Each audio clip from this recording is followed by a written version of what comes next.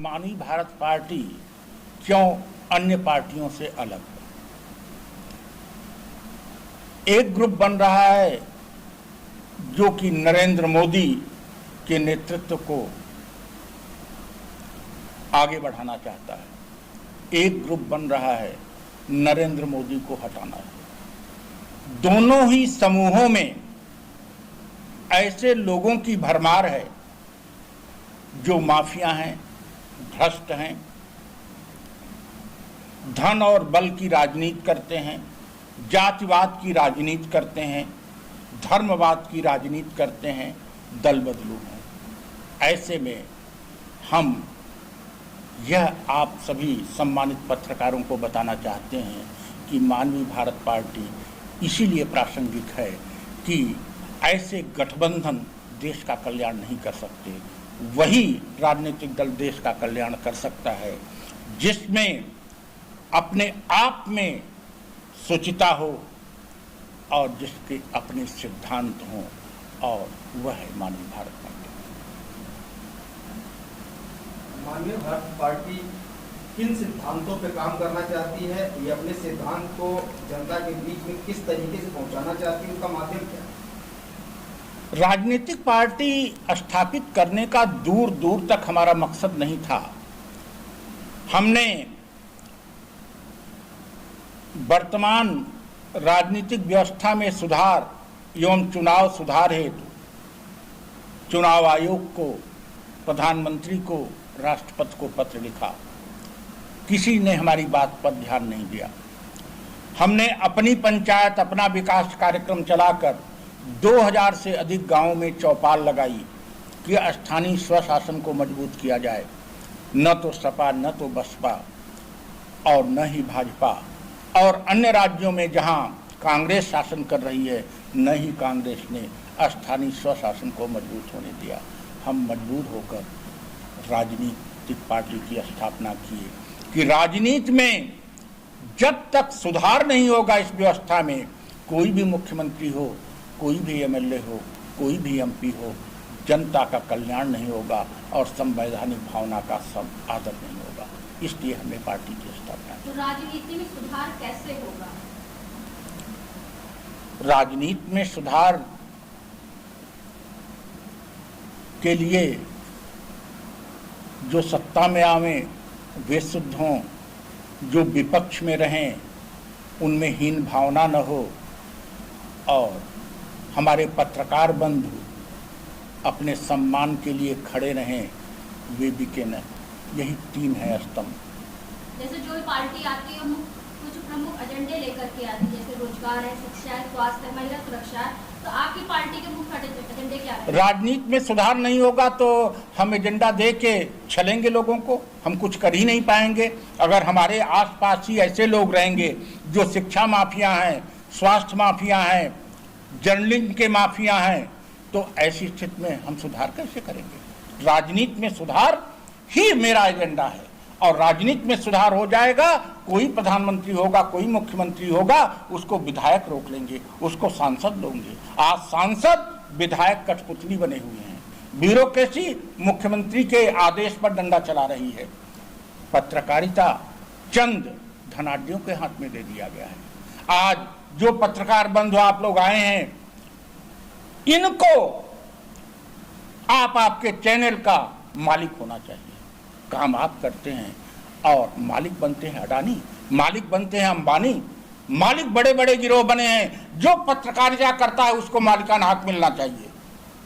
जब तक विधायिका में सुधार नहीं होगा, जब तक पत्रकारिता में सुधार नहीं होगा, और जब तक जनता में ये चेतना नहीं आएगी कि लोकतंत्र में उसका क्या शक्ति है, तब तक ये राजनीतिक सुधार नहीं होगा। ये हम करके दिखाएंगे। पूरे देश में देखा जाए तो इतनी पार्टियां बन चुकी हैं, और जब चुनाव आता है तो वो सारी पार्टियां बड़ी पार्टियों की तरफ ऐसी निगाह से देखती हैं मानो सारी मलाई उन पार्टियों के पास रखी हुई है। फिर एक नई पार्टी, फिर एक नया नारा। क्या इसी तरीके से चला जाएगा ये देश हमारा? अन्य क्या करते हैं, यह हमारा विषय नहीं है, यह आपका विषय है। हम क्या करते हैं या अन्य क्या करते हैं ये आपका विषय क्षेत्र है। हम क्या करेंगे ये जरूर बताएंगे। आज क्या कोई पार्टी राजनीतिक सुधार के लिए, चुनाव तो अभी 1 साल लगभग दूर है, हम 2021 से निकले हुए हैं राजनीतिक सुधार यात्रा पर। क्या कोई पार्टी चुनाव के 6 महीने पहले राजनीतिक सुधार के लिए कार्यक्रम करती है?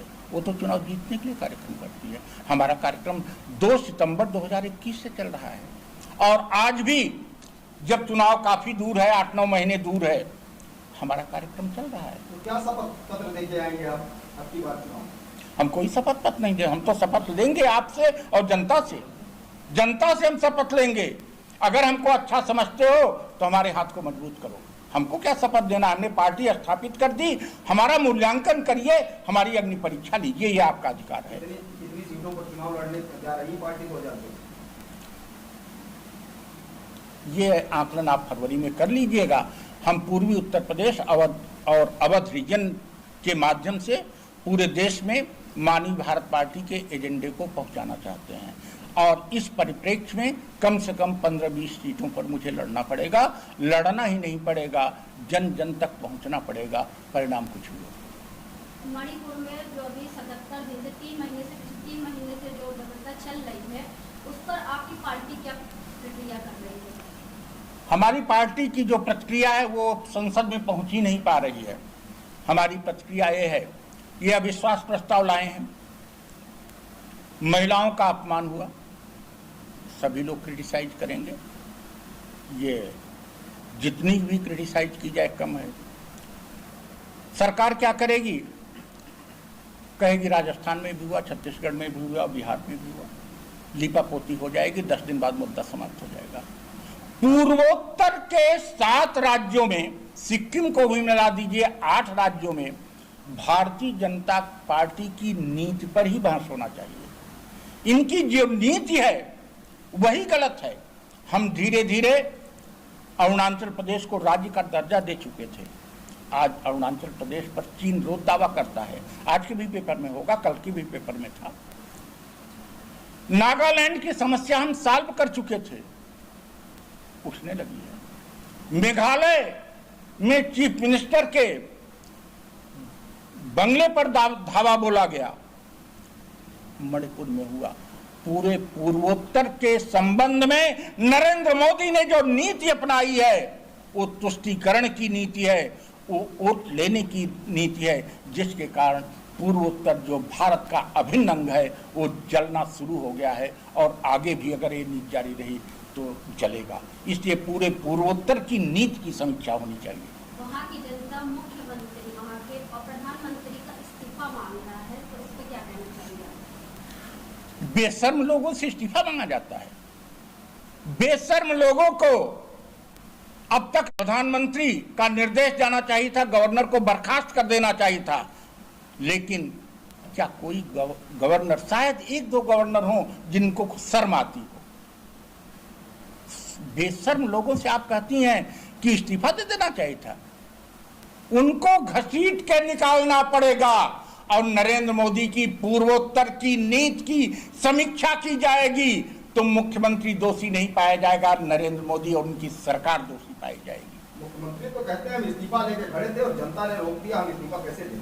नहीं, जनता ने तो उनको रोक दिया कि आप बहुत पवित्र आत्मा हो और महिलाओं का गंगा यमुना की तरह सम्मान हुआ है, आप क्यों इस्तीफा देंगे? तभी तो करें बेशर्म है, बिना आधार थोड़े कह रहे हैं।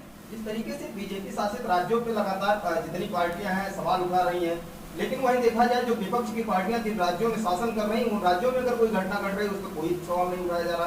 क्या मामला है? अगर ये समझा जाए कि विपक्ष की सारी पार्टियां अपने राज्य में बचाती हुई नजर आ रही है और दूसरे को। अरे सुभाष जी, आपने हमारी बात ही छीन ली, हमारा काम आसान कर दिया। ये नीतीश को और लालू को और अखिलेश को लेकर मोदी को हटाएंगे, एक महादैत्य को हटाकर 10 दैत्यों के गठबंधन से होगा। राम ने भी रावण को मारा था तो वानरों की सेना ली थी, वह खरदूषण को नहीं मिलाया था। यहां नीतीश जैसे दल बदलू को लेकर बिहार में भी हो रहा है। यही तो मैं कह रहा हूं, प्रधानमंत्री भी उठेगा, बयान देगा अंत में उसका बयान होगा, कोई जवाब फिर उठ नहीं पाएगा। वो कहेगा बिहार में ये हुआ, छत्तीसगढ़ में ये हुआ और राजस्थान में ये हुआ। यानी कि आपका कहने का मतलब ये है, अभी सत्ताधारी जो चल रहा चोर चोर मौसेरे भाई, चोर चोर मौसेरे भाई कभी बन जाते हैं, कभी सौतेले भाई बन जाते हैं। उत्तर प्रदेश नहीं देख रही है कौन कहां आएगा कहां जाएगा। सिद्धांत पर कोई बात करता है पत्रकारों से, उनसे पूछा जाए कल तक बीजेपी आपको खराब लगती थी, आज अच्छी क्यों लगने लगी? कल तक कांग्रेस खराब लगती थी, आज अच्छी क्यों लगने लगी? कल तक सपा खराब लगती थी, आज अच्छी क्यों लगने लगी? ये पूछा जाना चाहिए। तभी तो बेशर्म कहा है।